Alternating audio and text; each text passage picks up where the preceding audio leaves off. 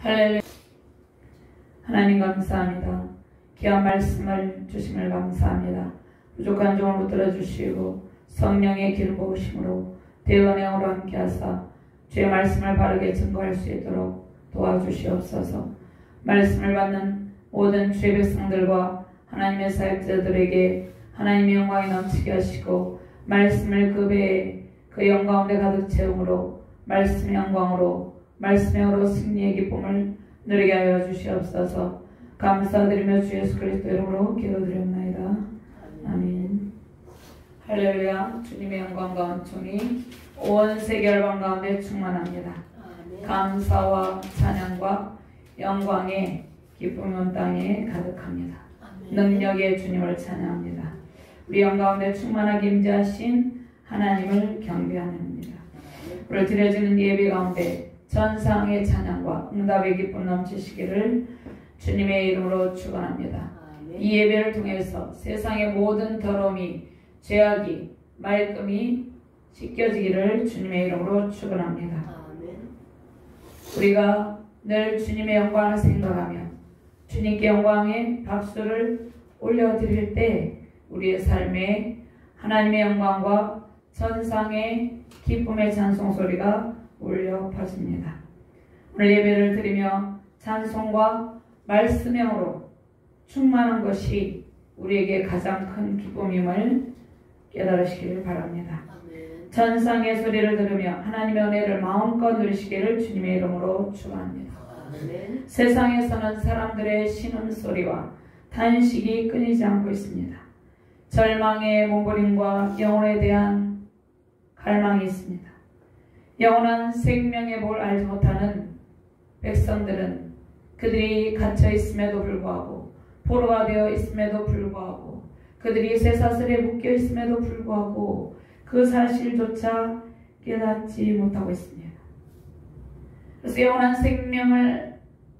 생명의 복, 그 하나님의 영광을 알지 못하는 백성들은, 천상에서 하나님의 말씀을 듣지 못하는 그러한 영혼들은 그들이 매임과 갇힘과 눌림으로 고통하고 있다는 것입니다. 수많은 영혼들이 말씀의 빛을 받지 못한 채 어둠에 갇혀 있다는 것입니다. 사단이 쳐놓은 그물에 걸려 넘어진 그들은 하나님의 도우심이 아니면 그들 스스로의 힘으로 일어날 수 없다는 것입니다. 하나님의 도움이 그들에게 절실하게 필요하다는 것입니다. 인간의 내면에는 영혼에 대한 갈망이 있습니다. 영원한 생명에 대한 끊임없는 갈망이 인간의 내면에서 솟구치고 있습니다. 그런데 인간의 내면에 하나님을 찾는, 신을 찾는, 참된 유일한 신을 찾는 그러한 갈망이 끊임없이 솟구치고 있지만 사람들은 그 길이 어딘지 알지 못해요. 그 길이 막혀있기 때문입니다. 자, 그 이유가 무엇입니까? 그들의 탓이 아니라는 것입니다. 먼저 택함을 받은 하나님의 백성들이 부패와 타락함에 빠져있기 때문입니다. 많은 사람들이 하나님의 말씀을 멀리하며 죄악에 물든 삶을 살고 있다는 것입니다. 그 책임이 그들에게 있는 것이 아니라 우리에게 있다는 것입니다. 말씀이 우리의 삶을 지배하고 삶으로 말씀이 그들에게 전달되지 못했기 때문입니다. 그래서 복음의 전달자, 말씀의 전달자, 말씀의 사역자는 우리 자신입니다. 우리가 말씀의 빛, 생명의 빛, 복음의 빛을 반사하는 그러한 삶 자체를 그들에게 보여줘야 된다는 것입니다. 우리의 삶이 복음을 전하는 통로가 되어야 된다는 것입니다. 우리의 말씀이 삶의 전부예요. 삶으로 말씀을 전달하시기를 주님의 이름으로 축원합니다. 먼저 하나님께서 공급하시는 말씀을 먹어라 이렇게 말씀하고 있습니다. 구약의 선지자들은 먼저 하나님의 말씀을 공급받았어요.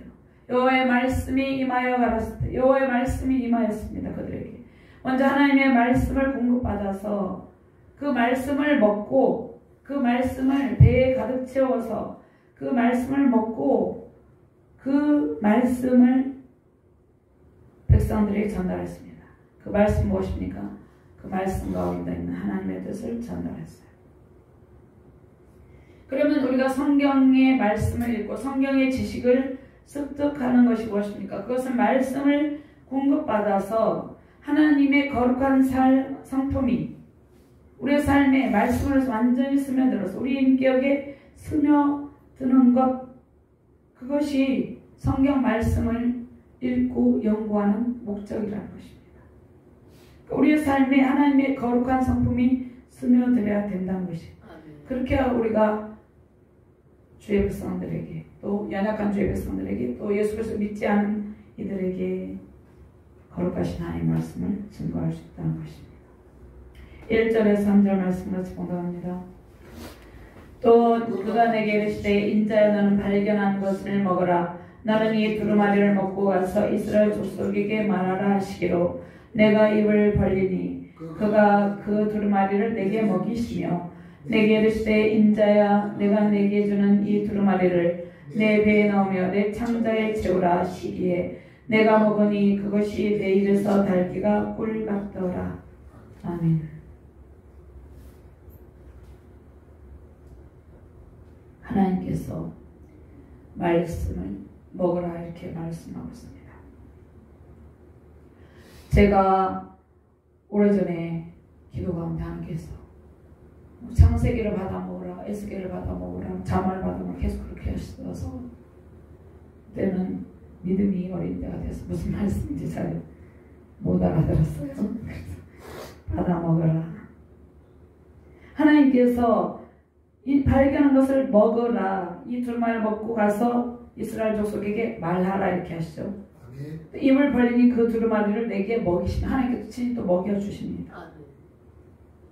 또 배에 이 두루마리를 넣으며 내 창자에 채우라 이렇게 말씀해요. 이 말씀은 에스겔이 하나님의 특별한 계시를 받는다는 것이에요. 말씀의 의미를 깊이 깨닫고 이해하고 그 말씀을 마음에 새겼다는 것을 의미합니다. 말씀이 심령 골수를 쪼개어 모든 삶에 적용되어야 된다는 것입니다.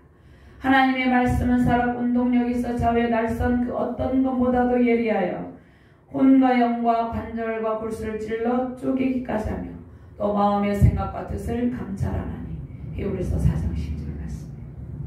디모데후서 3장 10절 말씀입니다. 모든 성경은 하나님의 감동으로 된 것으로 교훈과 책망과 바르게 함과 의로 교육하기에 유익하니 이렇게 말씀하고 있습니다. 에스겔 선지자가 먼저 하나님의 말씀을 먹고 마시고 영혼의 풍부성함을 누립니다. 말씀의 힘으로 에스겔은 포로로 잡혀간 때였죠. 민족의 절망의 때였죠. 근데 말씀의 힘으로 절망이 소망으로, 슬픔이 기쁨으로 변한다는 것입니다. 모든 결핍이 제거되어서 하늘의 풍부한 은총을 누리고 있다는 것입니다. 이것이 말씀이 주는 유익함입니다. 말씀이 주는 유익함으로 가득했어요. 그래서 보좌에 앉으신 하나님의 영광과 은총이 말씀으로 임하였다는 것입니다. 에스겔서 2장 8절에 10절 말씀이 너 인자야 내가 내게 이르는 말을 듣고 그 패역한 족속같이 패역하지 말고 내 입을 벌리고 내가 내게 주는 것을 먹으라 하시기로. 내가 보니 보라 한 손이 나를 향하여 펴지고 보라 그 안에 두루마리 책이 있더라. 이렇게 말씀하고 있습니다. 그가 그것을 내 앞에 펴시니 그 안밖에 글이 있는데 그 위에 애가와 이것과 재앙이 가리키고 자, 에스겔은 말씀을 먹고 어떻게 해야 됩니까? 패역한 백성들에게 심판의 메시지를 전해야 됐어요. 그러니까 좋은 말을 해야 되는 것이 아니라 그들의 잘못된 것을 수술하는, 도려내기 위한 그런 심판의 메시지를 전달해야 됐다는 것이에요. 근데 그 일이 매우 고통스러운 일이었습니다. 완악한 백성들의 강력한 저항과 위협을 당하는 일이라는 것입니다. 자, 완악한 백성들이 심판과 회개의 메시지를 선포할 때 그 가운데서 돌이켜야 되는데 오히려 심판과 회개의 메시지를 선포하는 선지자들을 향해서 비난하고 돌던지고 이혼하는 것이. 그러나 에스겔은 하나님의 말씀으로 자신을 무장하고 주신 사명을 감당합니다. 그 다음에 오직 하나님께서 전하라는 말씀만 전달합니다. 그러니까 우리가 하나님의 말씀을 선포할 때, 우리가 전도를 할 때나 우리가 믿음이 연약한 이들이 하나님의 말씀을 선포할 때 우리 인간의 생각과 주장을 버리고 오직 하나님의 말씀만을 선포해야 된다는 것입니다. 이것은 반드시 기도가 필요해요. 하나님 이 말씀을 전달할까요? 어떻게 할까요? 어떻게 전달할까요? 하나님께서 주시는 말씀을 제대로 정리해서 전달을 해야 된다는 것이에요. 상담도 마찬가지예요. 상담은 가장 좋은 상담은 성경적인 상담이죠. 우리가 믿음이 연약한 자들이 우리에게 어떠한 일들에 대해서 질문할 때도 있고 신앙의 상담을 요청해 올 때 우리의 생각과 주장은 완전히 버리고 하나님의 말씀만 전달해야 된다는 것입니다. 인간의 생각과 주장을 전하는 거짓 선지자들이 많았어요. 근데 에스겔은 오직 하나님께서 주신 계시만을 전달했어요. 에스겔은 하나님의 말씀만을 대언합니다. 그래서 하나님의 말씀을 맡은 자, 하나님의 말씀을 맡은 자들은 특별히 목회자들만 하나님의 말씀을 맡은 자들이라고 볼 수 없어요. 모든 예수 그리스도를 믿는 모든 주의 백성들은 하나님의 말씀을 맡은 말씀 사역자들이에요. 그래서 하나님의 말씀을 맡은 자들은 자신의 사적인 감정과 경험만을 전달하는 것이 아니에요. 다른 사역자는 하나님의 뜻을 잘 분별해서 세상에 진리 대신 하나님의 말씀만을 증거해야 된다는 것입니다. 그러니까 말씀의 파수꾼으로서 바른 말씀을 선포해야 된다는 것입니다. 자, 거짓 선지자들은 어떻게 합니까? 자신의 욕망과 탐욕을 채우기 위해서 사람들을 미혹해요. 그 다음에 사람들에게 평안하다, 평안하다, 평안을 외칩니다. 그래서 책망을 통해서 회개의 열매를 거둬야 되는데 그렇게 하지 못한다는 것입니다. 자, 우리는 이 시대가 매우 혼란한 것을 깨달아야 돼요. 무엇이 거짓인지 진리인지 분별하기 힘든 시대예요. 특별히 종교적인 지도층에 있는 사역자들도 그러한 오류를 범하는 경우가 있다는 것입니다. 먼저 말씀 앞에 엎드려서 진리를 분별해야 된다는 것입니다. 하나님 이 시대에 이러한 상황이 있는데 이렇게 가는 것이 바릅니까? 이것이 거짓입니까? 하나님께 바르게 분별할 수 있는 지혜를 주세요. 이렇게 기도를 해야 된다는 것이에요. 지금 매우 혼란스러운 정치적인 상황 가운데 있어요. 저는 정치적인 것을 구체적으로 지금 이 자리에서 말씀드릴 수는 없지만 매우 혼란스러운 정치적인 상황 가운데 있어요. 무엇이 거짓인지 진리인지 분별하기 힘들게 만들고 있어요. 먼저 우리가 진리 앞에 하나님 앞에 엎드려서 기도하며 분별할 수 있는 지혜를 주세요. 주님 그리도해야 된다. 주님께서 주신 말씀만 받아 먹어야 된다는 것이에요. 세상의 더러운 세상의 문화, 잘못된 이념, 가치관, 신앙관을 멀리해야 된다는 것이에요. 그것들을 받아 먹으면 안 된다는 것이에요. 그것들은 독이죠, 독. 그래서 이러한 세상의 더러운 문화, 잘못된 가치관, 이 거짓된 것들, 잘못된 신앙관들을 멀리하고 오직 하나님의 말씀만을 받아 먹으며 승리하시는 저와 여러분들 되시기를 주님의 이름으로 축원합니다. 예레미야 6장 14절 말씀에 그들이 내 백성의 상처를 심상히 고쳐주며 말하기를 평강하다 평강하다 나 평강이 없도다. 평강하다 평강하다. 우리가 부모가 자녀를 양육할 때도 잘못된 길을 가면 책망하고 꾸짖고 그렇게 하잖아요. 우리가 먼저 말씀 맡은 사역자로서 하나님의 말씀을 모르고 그릇된 길로 가는 그들에게 바른 말씀으로 지도를 해줘야 된다는 것이.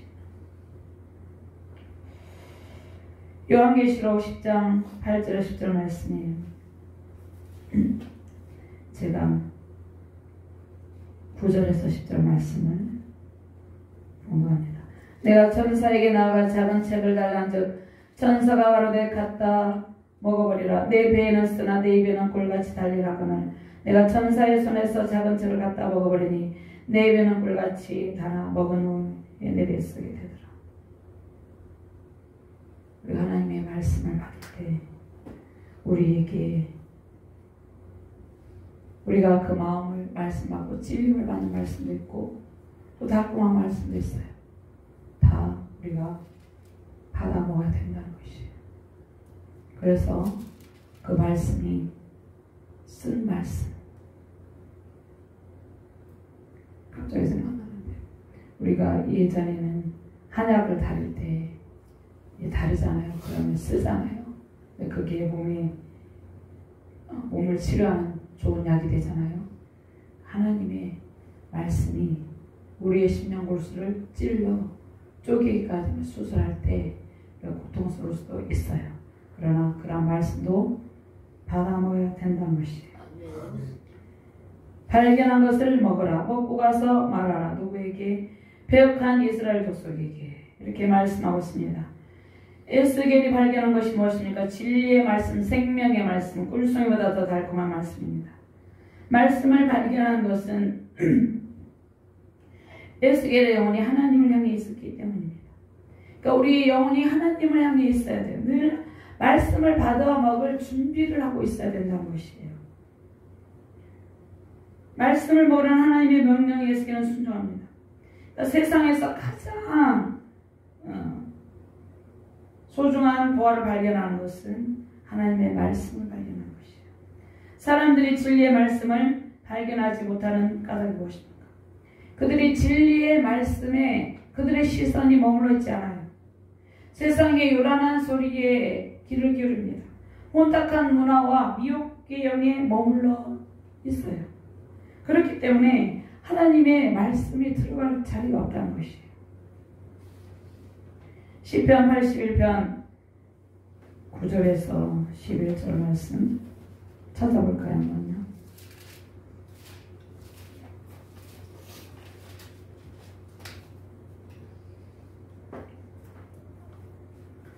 같이 읽어봅니다. 너희 중에 다른 신을 두지 말며 이방 신에게 절하지 말지어다. 나는 너를 애굽 땅에서 인도하여낸 여호와 내 하나님이니 내 입을 넓게 열라. 내가 채우리라 하였으나 내 백성이 내 소리를 듣지 아니하며 이스라엘이 나를 원치 아니하였도다. 하나님께서 내 입을 넓게 열라. 내가 채우리라 이렇게 말씀하고 있어요. 하나님께서 말씀을 풍성히 먹이시려고 했지만 이스라엘 백성들은 말씀 듣기를 거부했어요. 하나님의 음성 듣기를 거부함으로 세상의 정욕과 미혹의 영을 따르게 되었어요. 영적인 교만이 이스라엘 백성을 사로잡고 있었습니다. 하나님을 대적하는 자리, 우상 숭배하는 자리에서 불의와 불법을 행하고 더러운 음행으로 하나님의 진노를 일으키고 있었어요. 이 나라 민족도 마찬가지죠. 이방신에게 절하고 이방신의 힘을 빌어서 어떤 목적을 달성하려는 그러한 불의함을 보이고 있다는 것입니다. 하나님께서 다른 이방신에게 절하기를 멈추고 유일하신 하나님의 말씀을 받아 먹을 준비를 하라 이렇게 말씀하셨습니다. 다른 이방신이 무엇입니까? 하나님보다 더 높은 가치를 두고 있는 모든 생각과 대상입니다. 이생의 자랑, 육신의 정욕, 안목의 정욕.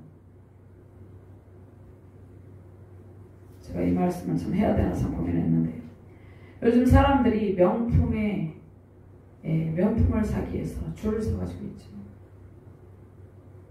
그 명품은 우리의 영혼에 만족을 주지 못해요.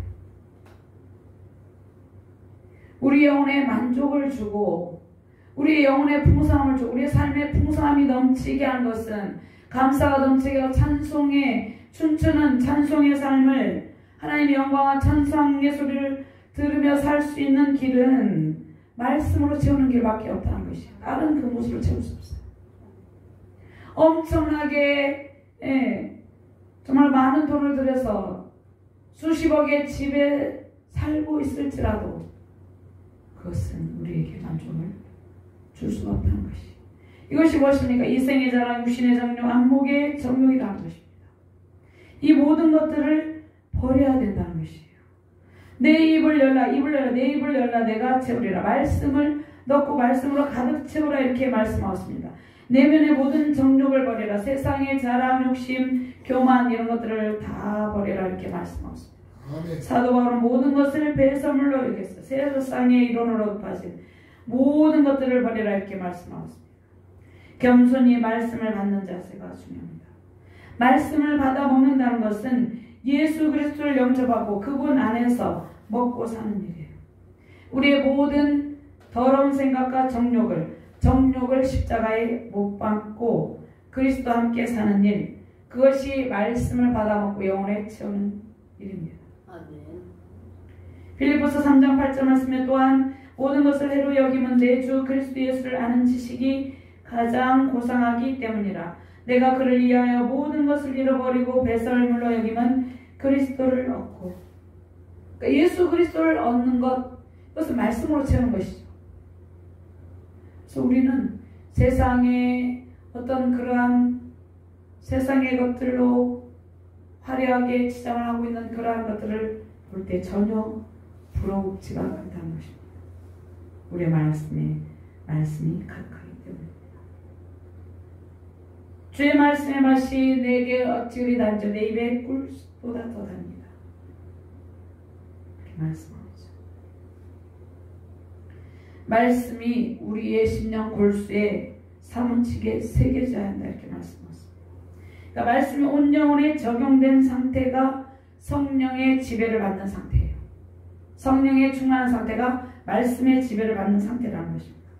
말씀의 두루마리로 말씀을 받아 먹으라고 그러죠. 그럼 말씀의 두루마리가 66권이 있죠.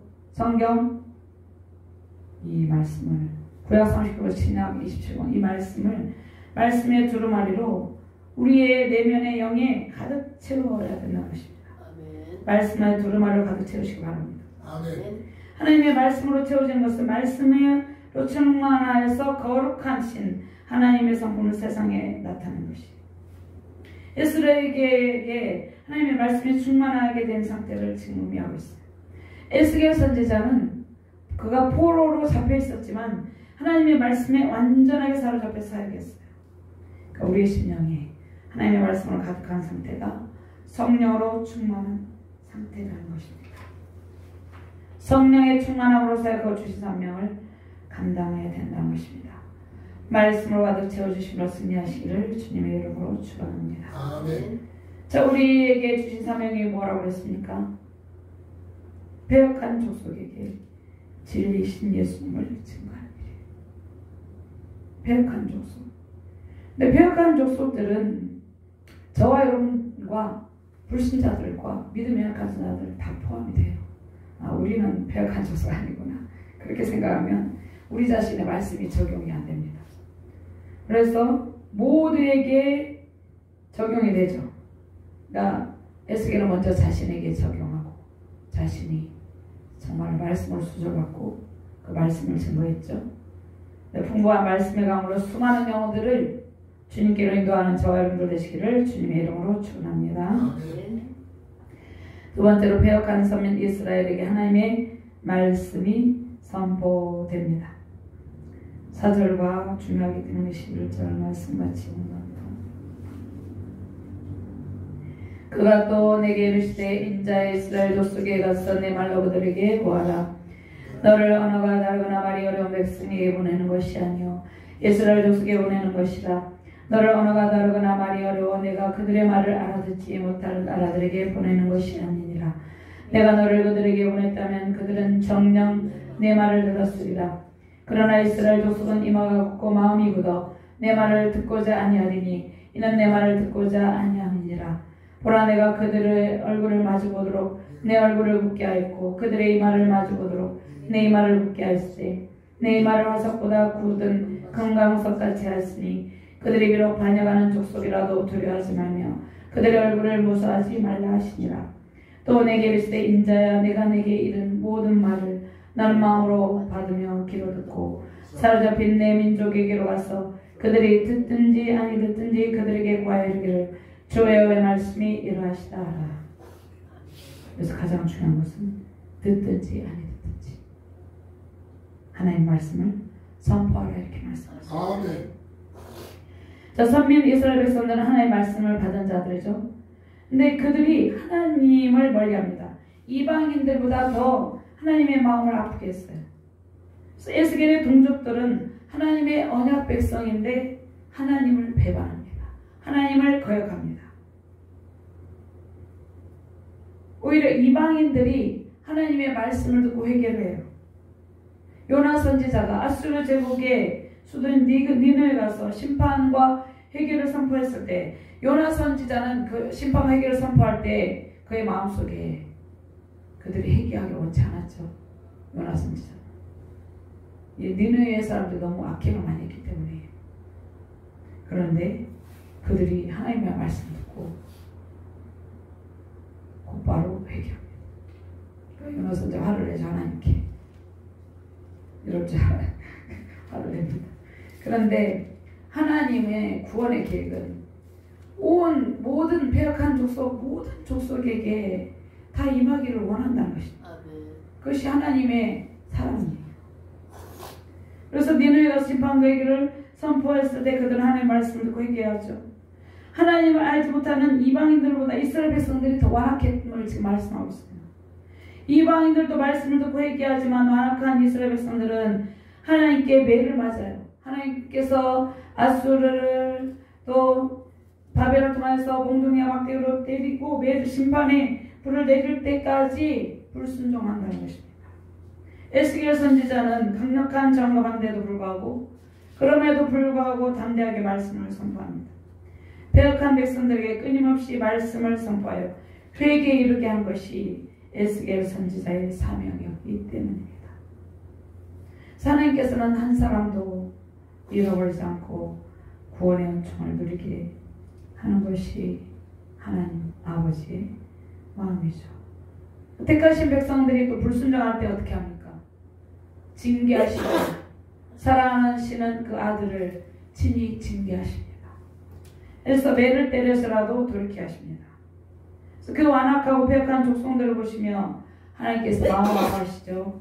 그 아파하신 하나님을 향해 하나님을 또 향해서 그 하나님의 마음을 깨닫기를 바랍니다. 자, 하나님께서 한국교회와 세계를 향해서 우리를 향해서 회개하라 이렇게 말씀하고 있어요. 세례요만 회개하라 선포하십니다. 지금 이 시대에 하나님께서 회개하라. 아멘. 그것은 하나님께서 무엇을 통해서 보여주고 있습니까? 전염병을 통해서, 전쟁을 통해서, 자연재해를 통해서 우리에게 하나님의 메시지가 전달되고 있는데 그것은 회개하라는 것입니다. 아멘. 돌이키라는 것이. 아멘. 돌이키지 아니하면 계속해서 이러한 상황이 진행된다는 것이에요. 근데 우리와 무관한 일이 아니에요. 전쟁과 기근과 전염병과 그 모든 일들이 모든 주의 백성들과 무관한 것이 아니라는 것이에요. 아멘.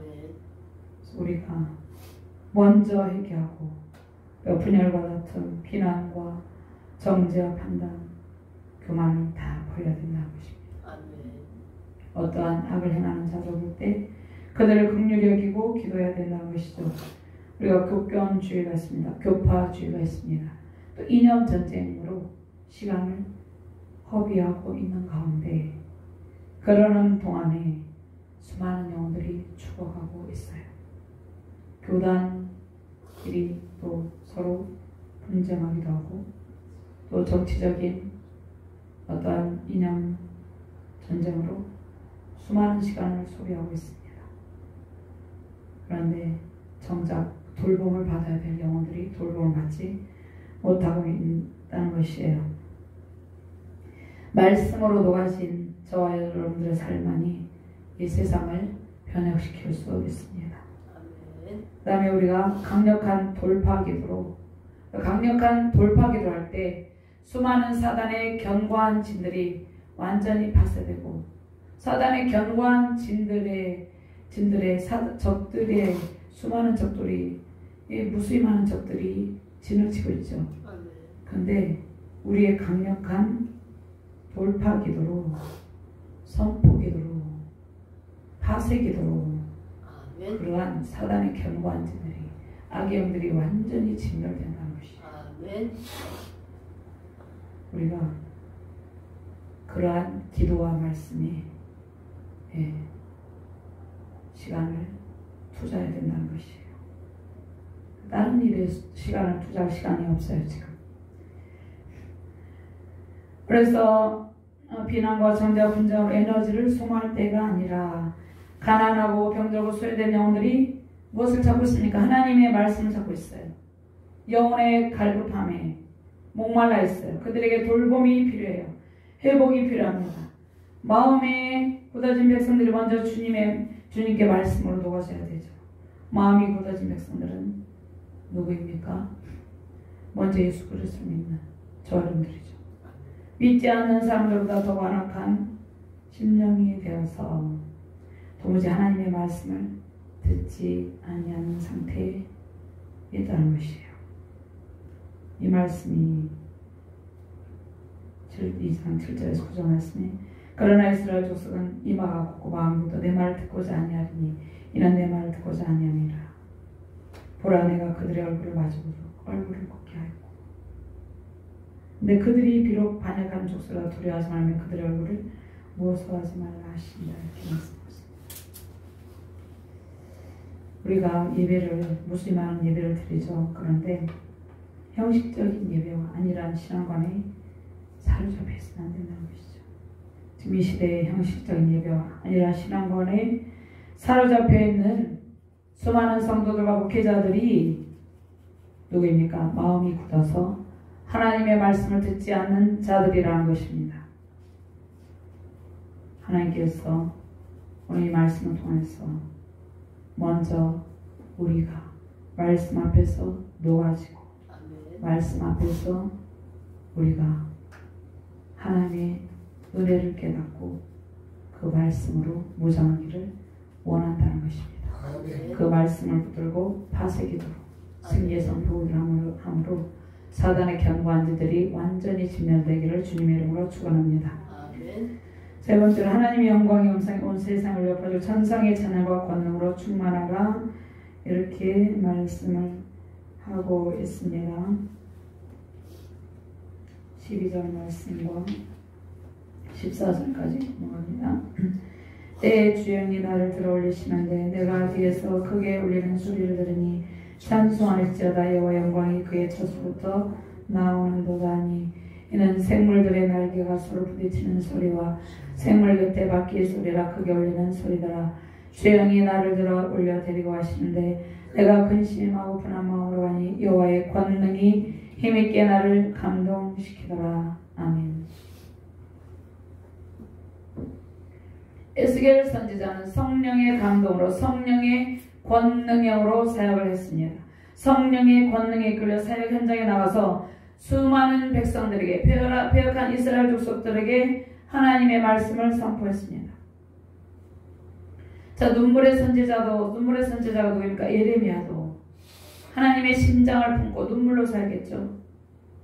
그도 하나님께 충성된 선지자였어요. 우리는 신앙의 길을 걸어갈 때 하나님의 시선에 집중하면 하나님의 영에 완전히 사로잡혀야 된다는 것이에요. 우리가 때로는 가족에게, 부모에게, 형제에게, 친척에게, 이웃에게 하나님의 말씀을 선포해야 될 때가 있어요. 근데 그들이 그 말씀을 듣고 회개할 때도 있지만 오히려 우리에게 마음의 비수를 꽂을 때도 있어요. 그럴지라도 우리는 성령의 권능에 사로잡혀 말씀을 선포해야 된다는 것입니다.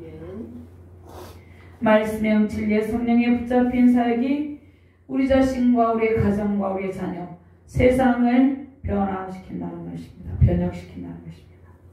주의 영이 에스겔을 들어 올리십니다. 이것은 성령의 감동하심으로 성령의 권능의 영으로 충만하게 하셨다는 것입니다.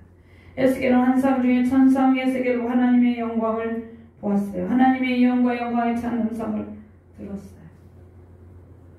에스겔의 영에게를 통해서 하나님의 권능의 보좌 크게 울리는 소리를 듣게 되었어요. 이 소리는 천상의 찬양 소리와 하나님의 권능의 말씀이죠.